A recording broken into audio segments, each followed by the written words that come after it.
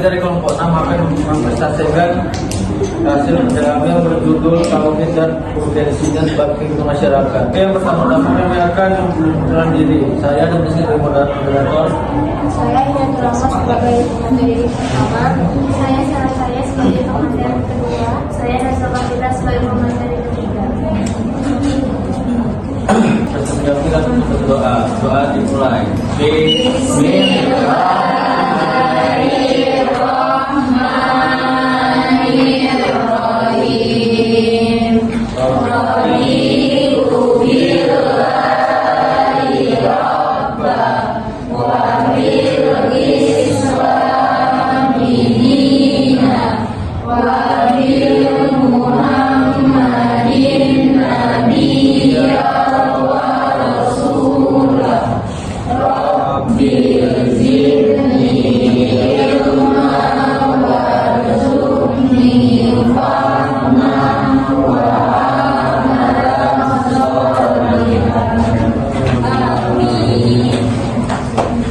Lama-lama kami akan membaca pertama yaitu Kiriatul.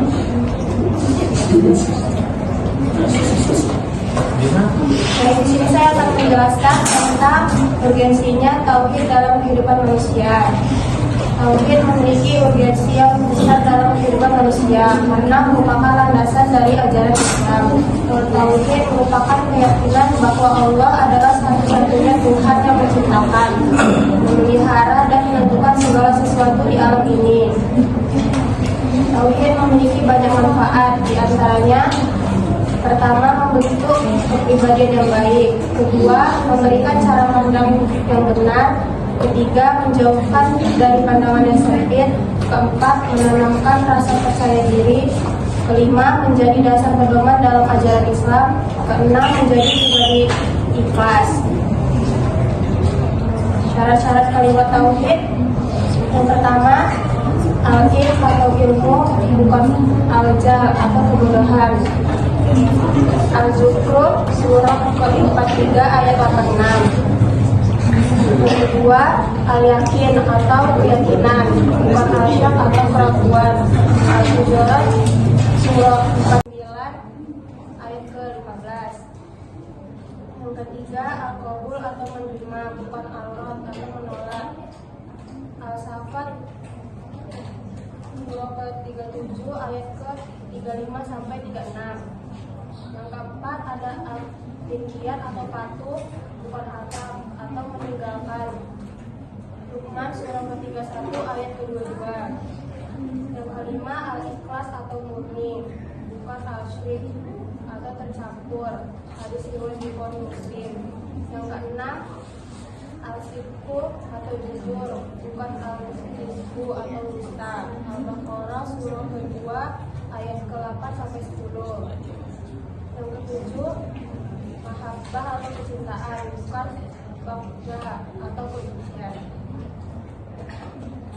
Selanjutnya, saya akan menjelaskan tentang jenis-jenis tauhid beserta contohnya. Yang pertama ada tauhid rububiyah, yaitu mengesahkan Allah dalam perbuatannya, seperti mencipta, memberi rezeki, menghidupkan, mematikan, dan lain-lain. Yang kedua ada tauhid uluhiyah, yaitu mengesahkan Allah dalam bentuk beribadah hanya kepadanya, seperti berdoa, menyembelih hewan kurban, bernazar, bertawakal, bertaubat, dan lainnya. Dan yang ketiga yaitu tauhid asma wa sifat. Asma wa sifat yaitu beriman bahwa Allah Subhanahu wa taala memiliki nama dan sifat baik, asmaul husna yang sesuai dengan keagungannya. Pentingnya tauhid dalam kehidupan manusia. Pentingnya tauhid dalam kehidupan masyarakat adalah memberikan cara pandang muslim terhadap manusia, kemasyarakatan, alam semesta, dan akhir kehidupan. Dia berpesan agar seorang muslim jangan memahami tauhid secara parsial. Tauhid itu sebagai sebuah sistem, artinya tidak tunggal dan ada rangkaian yang lain yang berhubungan dan saling mendukung. Selanjutnya saya akan membacakan ayat Al-Quran yang berkaitan dengan tauhid. Bismillahirrahmanirrahim. Wa ilahukum ilahun wahidun la ilaha illa huwal rahmanur rahim.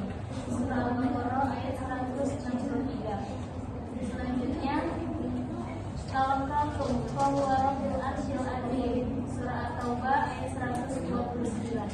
Untuk menguatkan tauhid dalam diri, Anda dapat melakukan beberapa hal seperti menjauhi syirik, beribadah dengan ikhlas, membaca Al-Quran, bersyukur, menjauhi sifat sombong dan takabur, bertawakal kepada Allah, mengingat kematian, berzikir, mengamalkan perintah Allah.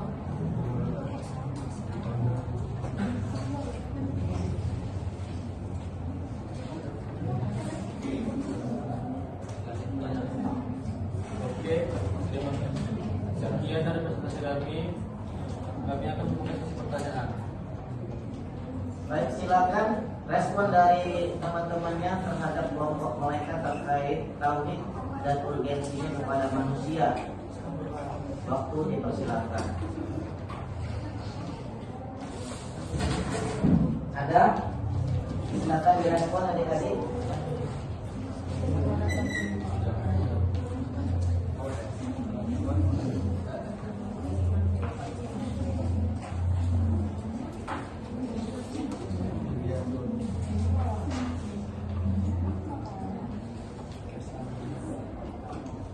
Oke, kalau begitu mulai dari saya ya.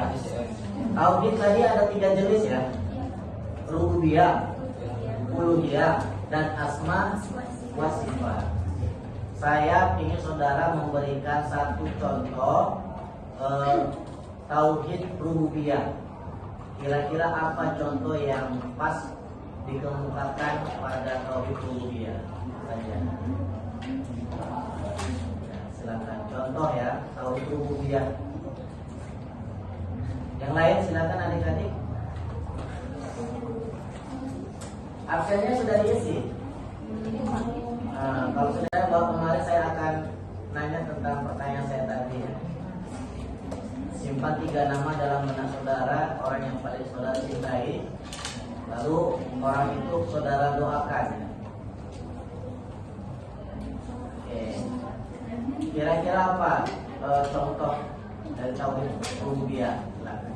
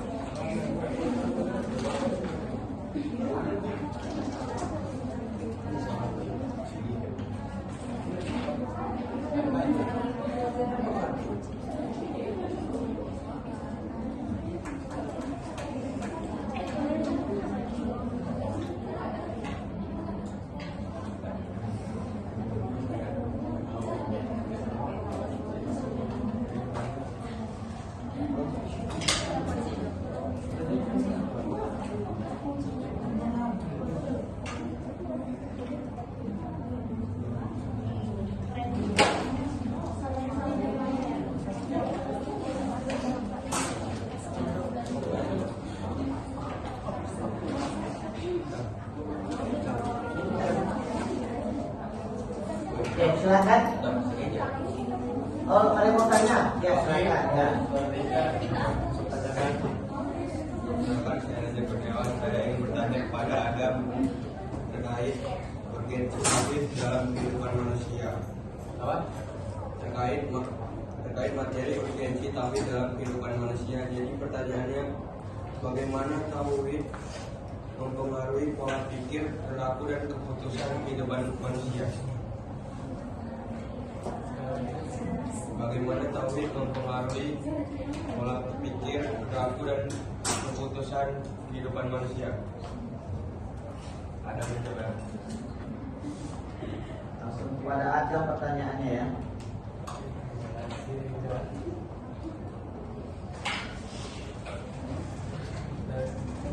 Ya saya kira dua saja dulu pertanyaannya, silakan direspon jawabannya. Baik, saya akan menjawab pertanyaan dari Bapak. Ya. Jadi di sini Pak, tauhid rububiyah itu dia kayak rububiyah itu Rabbun. Rabbun ya. Iya.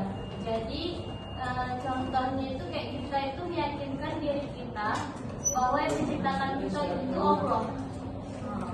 Kayak kita apa ya? Mengesahkan bahwa hanya Allah yang menciptakan kita dan iman kita itu hanya kepada Allah, kayak menguatkan iman kita contohnya gitu Pak. Karena kan rububiyah itu ke Rabbun. Jadi segala sesuatu itu diciptakan oleh Allah ya. Adik-adik di tengah ini kan ada contoh dua benda, tiga benda ya. Benda apa saja yang kita lihat di tengah ini? Botol minum dan ponsel ya. Ponselnya milik siapa ini? Siapa namanya? Ya.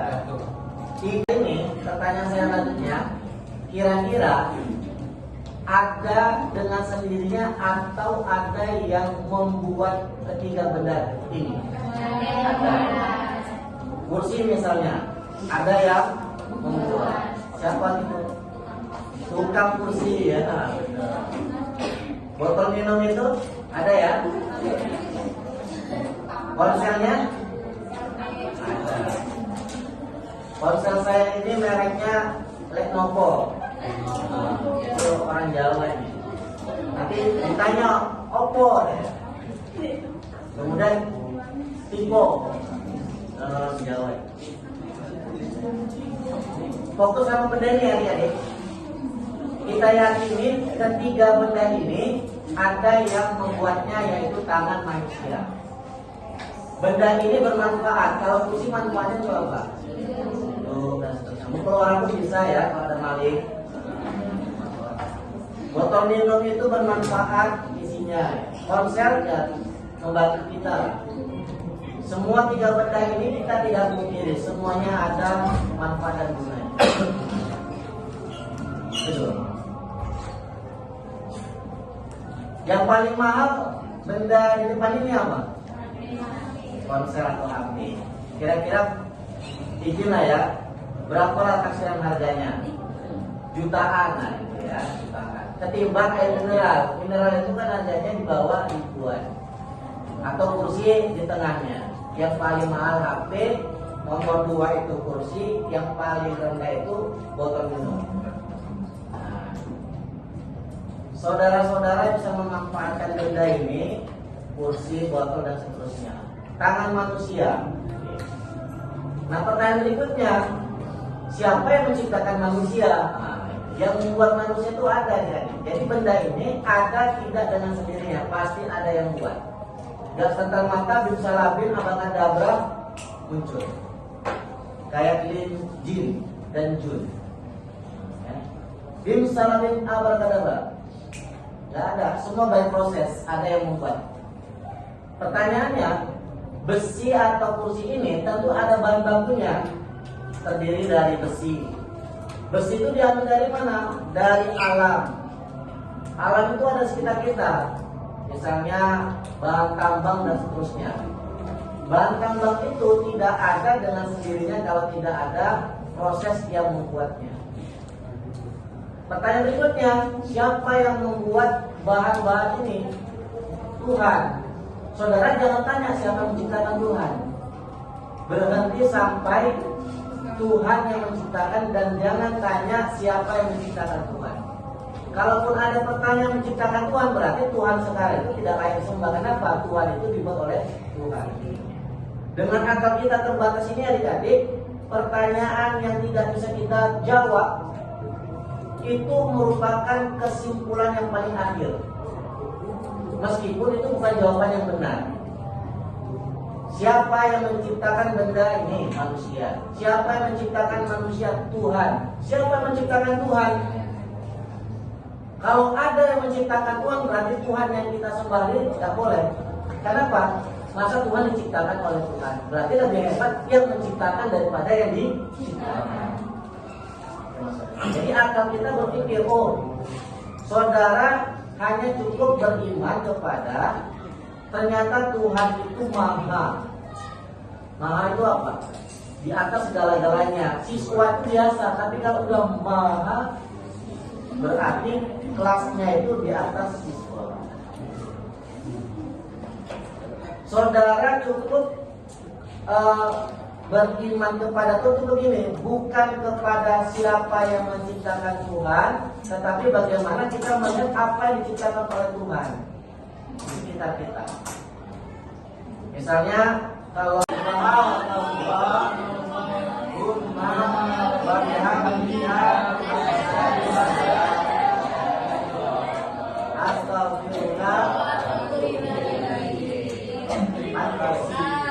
baik, terima kasih teman-teman berkelompok.